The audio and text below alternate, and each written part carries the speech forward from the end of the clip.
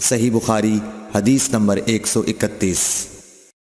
رسول اللہ صلی اللہ علیہ وسلم نے ایک مرتبہ فرمایا کہ درختوں میں سے ایک درخت ایسا ہے جس کے پتے کبھی نہیں جھڑتے، اور اس کی مثال مسلمان جیسی ہے، مجھے بتلاؤ وہ کیا درخت ہے؟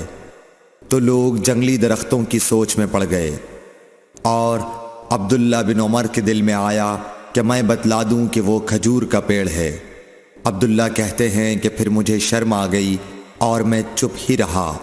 تب لوگوں نے عرض کیا، یا رسول اللہ، آپ ہی خود اس کے بارے میں بتلائیے۔ آپ نے فرمایا، وہ کھجور ہے۔ عبداللہ کہتے ہیں کہ میرے جی میں جو بات تھی وہ اپنے والد حضرت عمر رضی اللہ عنہ کو بتلائی۔ وہ کہنے لگے کہ اگر تو اس وقت کہہ دیتا تو میرے لیے ایسے ایسے قیمتی سرمایے سے زیادہ محبوب ہوتا۔ صحیح بخاری حدیث نمبر 132۔ حضرت علی رضی اللہ تعالی عنہ سے روایت ہے کہ میں ایسا شخص تھا جسے جریان مزی کی شکایت تھی، تو میں نے اپنے شاگرد مقداد کو حکم دیا کہ وہ رسول اللہ صلی اللہ علیہ وسلم سے دریافت کریں، تو انہوں نے آپ صلی اللہ علیہ وسلم سے اس بارے میں پوچھا۔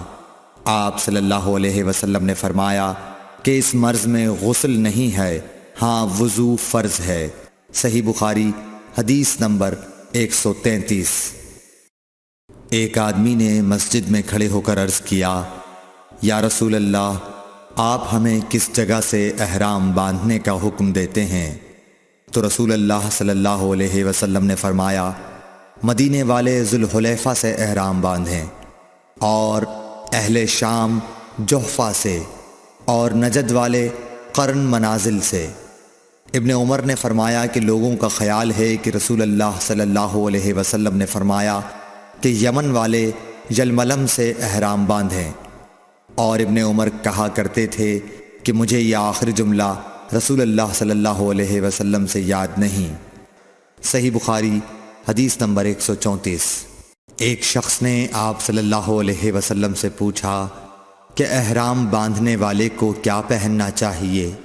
آپ صلی اللہ علیہ وسلم نے فرمایا کہ نہ قمیص پہنے، نہ صافہ باندھے، اور نہ پاجامہ، اور نہ کوئی سرپوش اوڑھے، اور نہ کوئی زعفران اور ورس سے رنگا ہوا کپڑا پہنے، اور اگر جوتے نہ ملیں تو موزے پہن لے، اور انہیں اس طرح کاٹ دے کہ ٹخنوں سے نیچے ہو جائیں۔ صحیح بخاری حدیث نمبر 135۔ رسول اللہ صلی اللہ علیہ وسلم نے فرمایا کہ جو شخص حدث کرے اس کی نماز قبول نہیں ہوتی جب تک کہ وہ دوبارہ وضو نہ کر لے۔ حضرموت کے ایک شخص نے پوچھا کہ اے ابو ہریرہ، حدث ہونا کیا ہے؟ آپ نے فرمایا، پخانے کے مقام سے نکلنے والی آواز والی یا بے آواز والی ہوا۔ صحیح بخاری حدیث نمبر 136۔ رسول اللہ صلی اللہ علیہ وآلہ وسلم نے فرمایا کہ میری امت کے لوگ وضو کے نشانات کی وجہ سے قیامت کے دن سفید پیشانی اور سفید ہاتھ پاؤں والوں کی شکل میں بلائے جائیں گے، تو تم میں سے جو کوئی اپنی چمک بڑھانا چاہتا ہے تو وہ بڑھا لے، یعنی وضو اچھی طرح کر لے۔ صحیح بخاری حدیث نمبر 137۔ رسول کریم صلی اللہ علیہ وسلم سے شکایت کی گئی کہ ایک شخص ہے جسے یہ خیال ہوتا ہے کہ نماز میں کوئی چیز یعنی ہوا نکلتی معلوم ہوئی ہے۔ آپ صلی اللہ علیہ وسلم نے فرمایا کہ نماز سے نہ پھرے یا نہ مڑے جب تک آواز نہ سنے یا بو نہ پائے۔ صحیح بخاری حدیث نمبر 138۔ نبی کریم صلی اللہ علیہ وسلم سوئے یہاں تک کہ آپ خراٹے لینے لگے، پھر آپ نے نماز پڑھی، اور کبھی راوی نے یوں کہا کہ آپ صلی اللہ علیہ وسلم لیٹ گئے، پھر خراٹے لینے لگے، پھر آپ صلی اللہ علیہ وسلم کھڑے ہوئے، اس کے بعد نماز پڑھی۔ ابن عباس رضی اللہ تعالی عنہ کہتے تھے کہ ایک مرتبہ میں نے اپنی خالہ ام المومنین حضرت میمونہ کے گھر رات گزاری، تو میں نے دیکھا کہ رسول اللہ صلی اللہ علیہ وسلم رات کو اٹھے۔ جب تھوڑی رات باقی رہ گئی تو آپ صلی اللہ علیہ وسلم نے اٹھ کر ایک لٹکے ہوئے مشکیزے سے ہلکا سا وضو کیا۔ عمرو اس کا ہلکا پن اور معمولی ہونا بیان کرتے تھے، اور آپ کھڑے ہو کر نماز پڑھنے لگے تو میں نے بھی اسی طرح وضو کیا جس طرح آپ صلی اللہ علیہ وسلم نے کیا تھا۔ پھر آ کر آپ کے بائیں طرف کھڑا ہو گیا، اور کبھی سفیان نے ان یسارہ کے بجائے ان شمالہ کا لفظ کہا، مطلب دونوں کا ایک ہی ہے۔ پھر آپ صلی اللہ علیہ وسلم نے مجھے پھیر لیا اور اپنی داہنی جانب کر لیا، پھر نماز پڑھی جس قدر اللہ کو منظور تھا۔ پھر آپ لیٹ گئے اور سو گئے حتیٰ کہ خراٹوں کی آواز آنے لگی۔ پھر آپ کی خدمت میں مؤذن حاضر ہوا اور اس نے آپ کو نماز کی اطلاع دی۔ آپ صلی اللہ علیہ وسلم اس کے ساتھ نماز کے لیے تشریف لے گئے۔ پھر آپ نے نماز پڑھی اور وضو نہیں کیا۔ سفیان کہتے ہیں کہ ہم نے عمرو سے کہا، کچھ لوگ کہتے ہیں کہ رسول اللہ صلی اللہ علیہ وسلم کی آنکھیں سوتی تھیں، دل نہیں سوتا تھا۔ عمرو نے کہا، میں نے عبید بن عمیر سے سنا، وہ کہتے تھے کہ انبیاء علیہ السلام کے خواب بھی وہی ہوتے ہیں۔ پھر قرآن کی یہ آیت پڑھی، میں خواب میں دیکھتا ہوں کہ میں تجھے ذبح کر رہا ہوں۔ صحیح بخاری حدیث نمبر 139۔ رسول اللہ صلی اللہ علیہ وسلم میدان عرفات سے واپس ہوئے۔